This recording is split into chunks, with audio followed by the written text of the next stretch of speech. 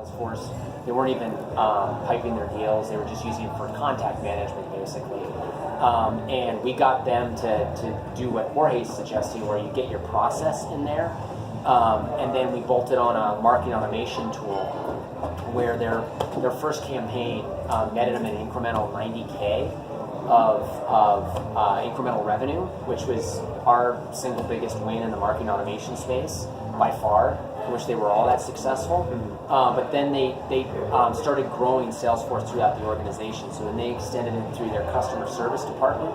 So they use it to manage their customer service, and customer service has visibility in the sales pipeline so that they can see the deals that their sales team is working and prioritize their support cases accordingly, and vice versa. Sales can see the status of those customer service requests.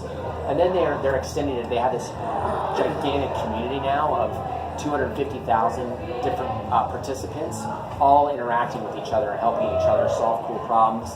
They have a learning management or an e-learning system built into this community too, and it's all built on that same Salesforce platform. So they see all that activity within the community. They can give people awards for gamification for people that are participating in the community. It's they're probably one of our most successful use cases. I wish they were all that way, but it's really cool because they're still only 50 people, yet they support this community of 250,000 participants. I know it's a dangerous question, but what was the marketing automation tool? I know we're talking about process. Like, what's the magic bullet tool? Well, and then that's also something you have to have a clearly defined process. What are your marketing channels that you want to market to? Because you can get a marketing automation tool and just do email marketing, but it's not going to pay for itself unless you have a clearly defined plan, which they had. They use Pardot, which is one of Salesforce's marketing automation tools, but all of them do 90% the same thing, and really just figuring out what your marketing channels are and then really play into those so that the leads that you're sending over, and then also putting a good, sorry I'm kind of all over the place, but putting a good scoring methodology so that the leads that you're passing over that are marketing qualified leads to your sales team are warm leads instead of having to do cold calls, which no one wants to do.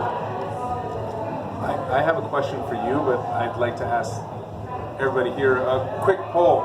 How many people are from a company with 50 or fewer employees? Company 50 or more employees? Okay, just 2. So how long did that implementation take? For which piece? The service piece? Or it was, all told from service, sales, marketing automation, and communities, it was about a 2-year project. But we only had one consultant on it, so it wasn't like this massive team that was doing crazy end-to-end development. I think for a 50-person company, the solution was really reasonable. And was the 2-year, was that an expected timeline, or was that? Yeah. It was maybe a little bit over. I wish I could say all our projects were delivered on time. It's just the nature of the beast with agile development, where you're iterating each time and developing new requirements. But that 2-year was very calculated, and thank goodness, because they're an agile. They developed the agile framework. So if we weren't developing in that manner, it probably would have been problematic. But anyways, it was a crawl, walk, run approach, which we see, where we say start with our list of priorities. Let's knock off sales, then let's knock off service, and then let's get our community, our marketing tool in place. So it's very calculated. Yeah, I like the calculation piece there, because I don't know about you, but 2 years sounds like a long time to me, and yet I realize I was new to this CRM space and selling it in. I was like, yeah, it'll take you we can do it in a few weeks, a month. What there is on the back end of that implementation is the actual changing of your habits, changing of your process, generating the new data, and actually putting it to use, right? Because you can buy a treadmill if you want to lose weight, but until you start using it regularly, it's not going to work. And it's continually to evolve too. It's not like they're just they set it and forget it. They're continually to add more efficiencies in it so they can get even more out of their investment. Because let's be honest, Salesforce isn't cheap, right? So we continue to try to get more value each and every iteration. Yeah. So we got 5 minutes left before Jason has to leave. Is there any additional questions out here? Anything coming top to mind? let me give you a shot. You've heard what they're saying. You work with a tool that... James over here. Oh. Hey. Well, I was just wondering, because we're talking about sort of the habits of using CRM and the interaction between sales and marketing and all that. From anecdotally, from what I'm seeing, like, in terms of salespeople using CRM, it kind of feels like it drops off pretty quickly. It's, you gotta do this, you gotta put that, whatever it is. And they don't really seem to use it as, I'm coming from the tech world, so I started using HubSpot. I'm like entering everything, and I want to be able to go back and look at everything and kind of see stats and all that stuff. But I get the impression that a lot of salespeople are not looking from that perspective, and they're kind of like, this is annoying. I just want to go with the email or the phone call, or whatever it is.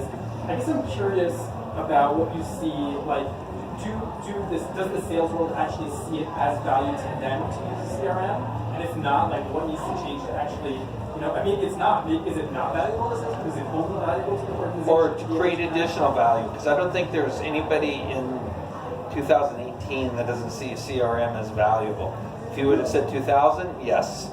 2018, valuable. Like, how do you... Right, I'm saying to an end user, like salesperson on the ground. That's what I'm saying. I know they'll say it's useful, but practically are they going to use it? And if they're not going to use it, then they're not really seeing it. I think that's a great question. I think that's a great question. Yeah. And you get salespeople to buy in. The time invested for the CRM. Yeah, I mean, it's a great question. Go Sorry, ahead. Ray. No, I was just going to please. say, like, well, we coach like an executive team that is going through their requirements for what they want to see out of the CRM. We always say, listen, don't make it complicated for your sales team, because you're not going to get what you want unless your sales team is using it. So making it super easy, keeping the sales process down to 3 or 4 steps, requiring as few fields as possible, and then showing them ways that you can leverage the tool, whatever the application is, whether it's Salesforce, whether it's HubSpot CRM, whether it's Microsoft, making it super simple for them. So using the mobile app to use voice dictation, so you're dictating your notes instead of typing them out. Little things like that go a long way with sales teams, and say, hey, listen, this tool is for you guys, not for the executive team to be able to check in. And that's, I can talk from the sales management side, I can talk from the sales exec side of things. It is certainly a challenge, and born of these challenges are other support tools. So like the gamification for sales reps. Oh, the reps that log the most number of activities move up in the rankings and do this. That's like, it comes down to, then you have the compensation that looks at like Exactly software. You have all these different tools that try to address these challenges of being pulled in all these directions. If I'm driving and I get a phone call from a client or somebody like that, am I going to immediately pull over and log that call? Probably not, right? Like that's going to be in my head, and then I might get home and I forget. And maybe when I reach out to that person the next time, I'll be like, oh crap, they called me about something and I needed to log this. Now, is it valuable? Absolutely. Are there some things that are more valuable for management than they are for the end user? Yes.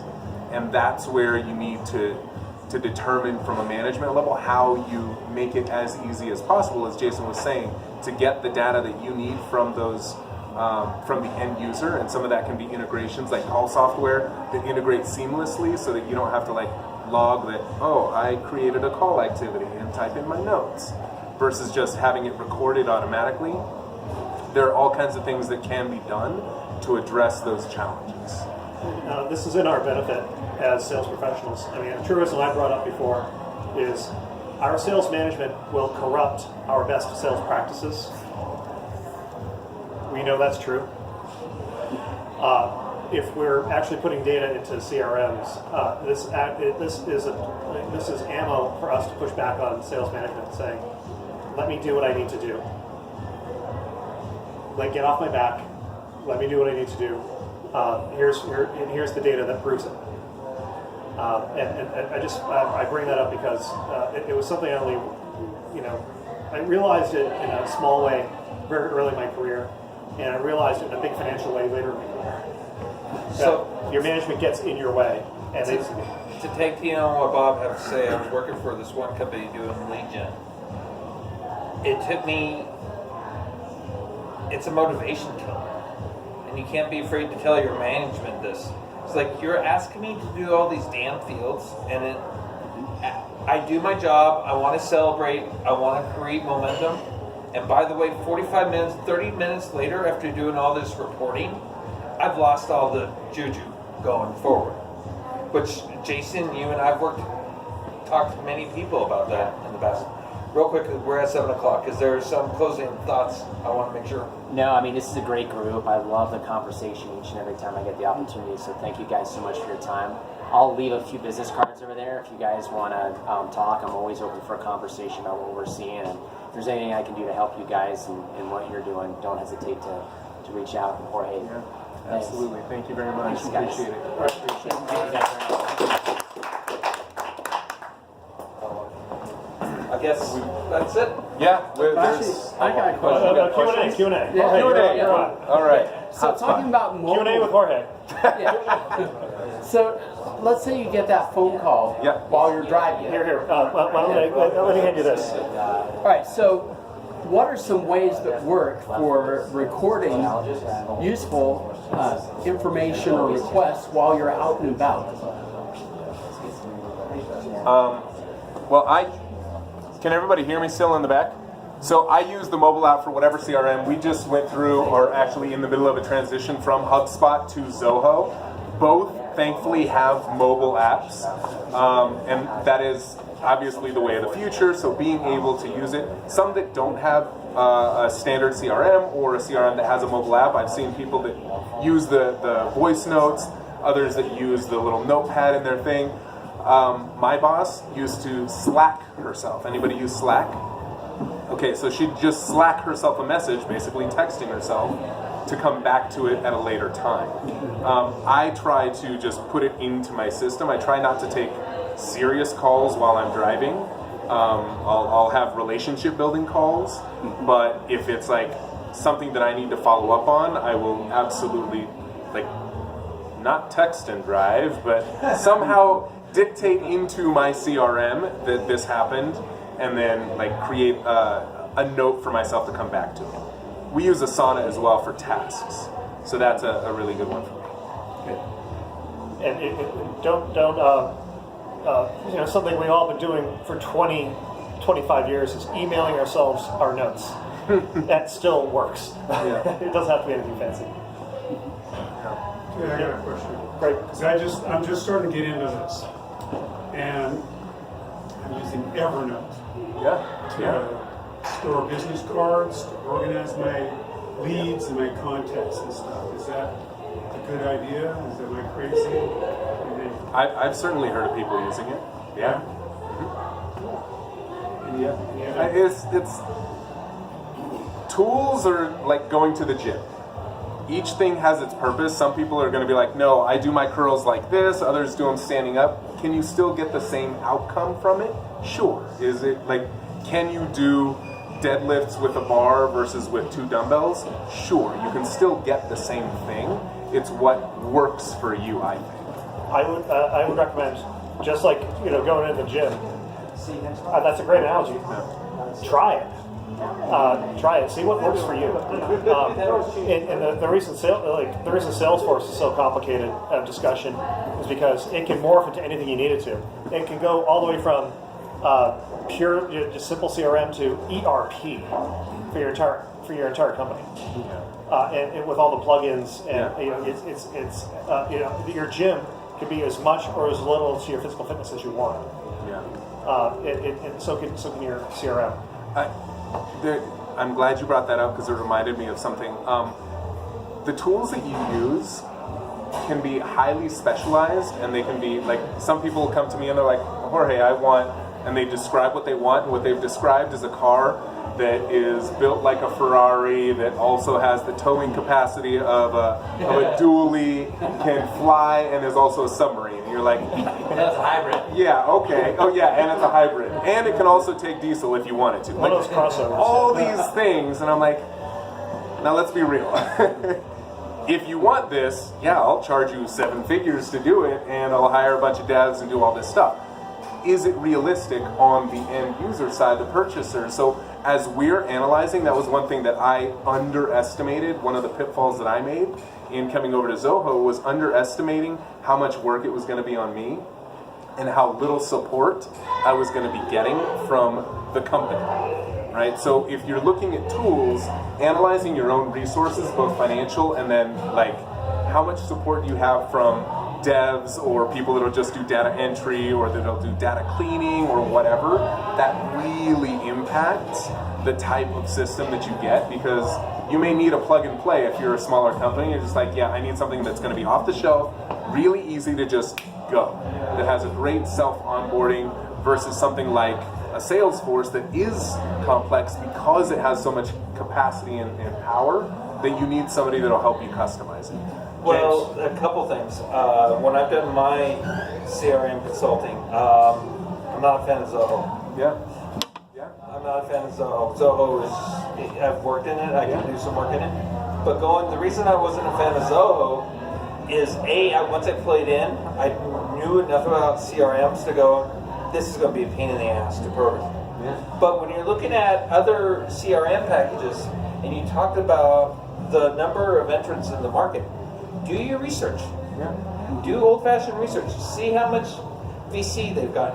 See on LinkedIn, if you're using Sales Navigator, you can see the growth of the company in employees and everything else. See how many dev staff they have versus other staff. Do the research. It's actually beneficial to spend that time in the weeds. So that helps you eliminate a lot of also rans very quickly. How do you feel about free trials? Not a fan. Why is that? Because you get locked in. You do a free trial, especially on a CRM, they own your data. That's information you're putting in the database, and it's going to be hard to extract and put in another database. How do you feel about free weeks in the gym? Same way? No. I also agree with you that I'm not a huge fan of free trials, and I see a lot of material out there that says, oh, advocate for free trials and advocate for this and that. I'm not a fan for it for different reasons, but because that's a crap ton of work that I have to do. It's like free weeks at the gym that if I go in there and I lose 5 pounds and I don't like it after 2 weeks, the moment I step out of that gym, I gain the 5 pounds back and I'm starting at square one. But the wrong thing about the analogy is you can walk into another gym the next day and keep up the momentum. Within, you put in IP. Yeah. Once you go down, choose a CRM, you're putting your own